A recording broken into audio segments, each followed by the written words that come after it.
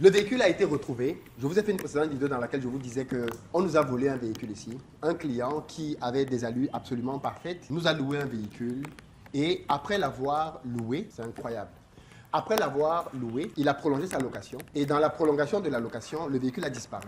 Le véhicule a disparu de nos radars et le véhicule a été retrouvé. Vous n'imaginez pas ce qui s'est passé. Vous n'avez aucune idée de ce qui s'est passé.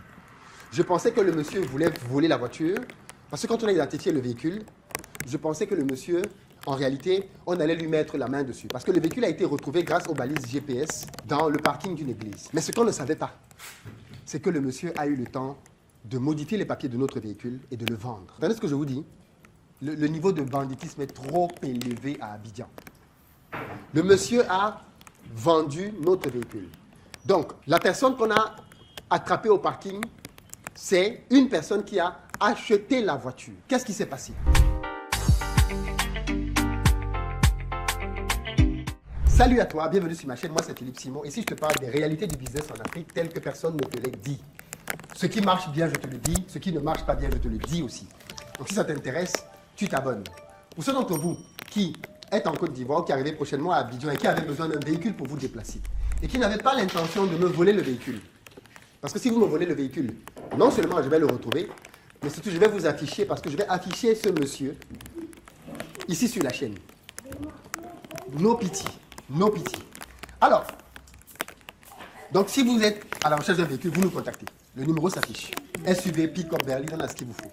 Si vous êtes plutôt à la recherche d'une maison, sachez que nous construisons des maisons à Bingerville à partir de 35 millions, terrain plus maison comprise. OK? Donc vous pouvez venir les visiter et devenir propriétaire. Ce sont des maisons en gros œuvre. On vous permet d'échelonner les paiements jusqu'à 2 ans pour certaines d'entre elles. Et enfin, bien évidemment, les amis qui sont au Togo, j'arrive ce dimanche pour une grosse formation à Lomé. Donc, 3 business pour générer 2 millions de francs CFA. Si vous ne l'avez pas encore fait, prenez rapidement votre place. On va se dire des choses concrètes. Et enfin, pour les autres, on se retrouve en Amérique du Nord, au Canada le 14, on est à Montréal.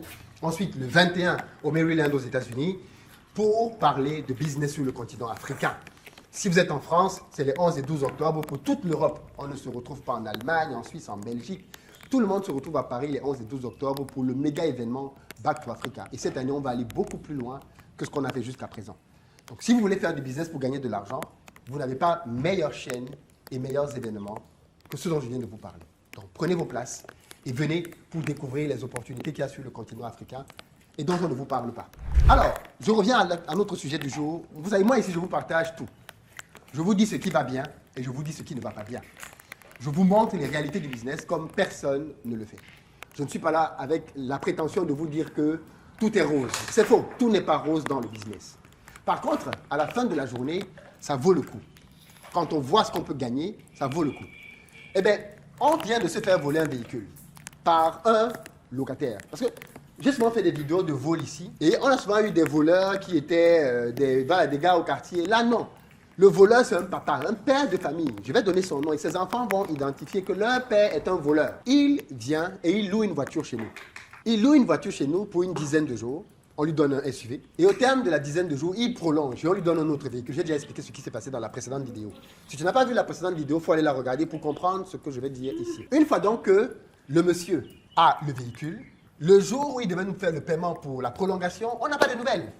Le lendemain, on insiste, aucun de ces numéros ne passe plus. Et on comprend donc qu'il y a un problème parce que quand on va vérifier le véhicule dans nos GPS, on se rend compte qu'il y a un traceur même qui a été délocalisé. Donc, il y a une vraie tentative de vol. Malheureusement pour lui, on a plusieurs systèmes de sécurité dans les voitures pour les tracer. Donc, pour nous voler là, il faut se lever très très tôt. Le monsieur, parce que c'est ça, les bandits pensent qu'ils ont toujours une longueur d'avance. Donc, tu dois penser, pour te protéger, tu dois penser comme le bandit et prendre de l'avance sur le bandit. Tu te dis, bon, si je suis un bandit, qu'est-ce que je fais? Et quand tu comprends comment le bandit raisonne, tu trouves maintenant des parades au raisonnement du bandit. Et donc, on a donc su protéger nos véhicules. Ça coûte plus cher. Mais quand ce genre de situation arrive, tu te dis, j'avais raison d'investir autant dans la sécurité. Le véhicule, donc, malheureusement pour nous, a disparu des radars. On le retrouve sur un autre GPS. Et qu'est-ce qu'on fait donc? Une fois qu'on retrouve le véhicule sur un deuxième GPS, et bien à ce moment-là, on va tout de suite, j'envoie des gars, des costauds, parce que je me dis, on va attraper le monsieur, la main dans le sac. Donc les gars arrivent, on retrouve le véhicule dans le parking d'une église. J'ai même fait une boutade en disant que le gars était parti pour se confesser. pour le vol qu'il avait fait. Mais en fait, ce n'était pas du tout ça. Les gars arrivent et ils restent dans la voiture et ils s'attendent de voir qui va venir entrer dans le véhicule. Et ils disent que le culte se termine et on voit une dame arriver vers la voiture. La dame dit, elle déverrouille le véhicule. Quand elle vient, elle entre dans le véhicule. Avant de démarrer, les gars encerclent la voiture. Ils disent, madame, excusez-nous, mais où est-ce que vous avez pris cette voiture? Puis c'est la dame en question, ce n'est pas elle qui nous a loué la voiture.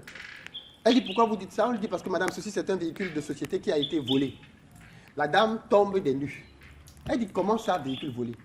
On lui dit, madame, nous sommes propriétaires de ce véhicule. C'est un véhicule d'entreprise. On a un client qui a loué le véhicule et qui a disparu. La dame nous dit, mais monsieur, j'ai acheté ce véhicule. Je viens de l'acheter. Et je suis venu à l'église pour célébrer et rendre grâce. On lui dit, madame, la célébration elle va tourner court, hein, parce que ça c'est un véhicule volé. La dame dit que je ne vous crois pas. Je ne crois pas. C'est faux. Le véhicule ne peut pas être volé. On dit, madame, il n'y a pas de problème. On a la carte grise, on a les documents du véhicule. Donc la dame dit donc, ok, il n'y a pas de problème. Qu'est-ce qu'on fait? On lui dit, madame, on va aller au commissariat le plus proche. On tombe donc d'accord avec la dame pour aller au commissariat le plus proche. Pour pouvoir donc exposer la situation à la police. La dame est d'accord, on laisse le véhicule au niveau de l'église, dans le parking de l'église, et on s'en va donc au commissariat avec la dame. Arrivé au commissariat, les enquêteurs s'enquièrent de l'histoire et reviennent donc avec nous. Donc un enquêteur arrive et ouvre donc le véhicule devant les deux parties. Et quelle est notre première frayeur? C'est qu'on se rend compte que en quelques jours, non les gars sont très forts à Abidjan, en quelques jours, le monsieur a modifié la carte grise. Il a créé une nouvelle assurance sur le modèle. Est-ce que vous comprenez ce que je dis? Il a modifié la carte grise et il a créé une nouvelle assurance avec un autre nom. La police dit, mais vous dites que ce véhicule est à vous, mais le nom qui est sur la carte grise, ce n'est pas votre nom. Ça veut donc dire que monsieur, peut-être que c'est vous qui mentez. Qu'est-ce qui prouve que ce véhicule est à vous? Voilà où on en est maintenant. Il faut donc qu'on prouve que ce véhicule est à nous. Donc, on est en train de réfléchir. On a appelé le concessionnaire, puisqu'on a acheté le véhicule en concession, pour qu'il nous aide à démontrer que le véhicule en question, c'est notre véhicule, puisque carte grise changée, assurance changée. On demande à la dame, est-ce que vous avez un acte de vente, un document qui prouve que vous avez acheté le véhicule? La dame dit non, elle a un document de reconnaissance de je ne sais pas trop quoi. Donc ce n'est même pas très clair. Voilà les réalités du business, les amis. Voilà les réalités de l'entrepreneuriat dont on ne parle pas. Donc en ce moment, on est en train de discuter avec l'assureur, on est en train de discuter, avec les parties impliquées pour démontrer que ce véhicule est le nôtre à la police. Bref, je vous reviens pour vous raconter la suite. Mais ça, c'est la réalité du business en Afrique. Qu'est-ce que vous auriez fait? Dans les prochaines vidéos, je vais donner le nom de la personne qui est derrière tout ceci. À très bientôt.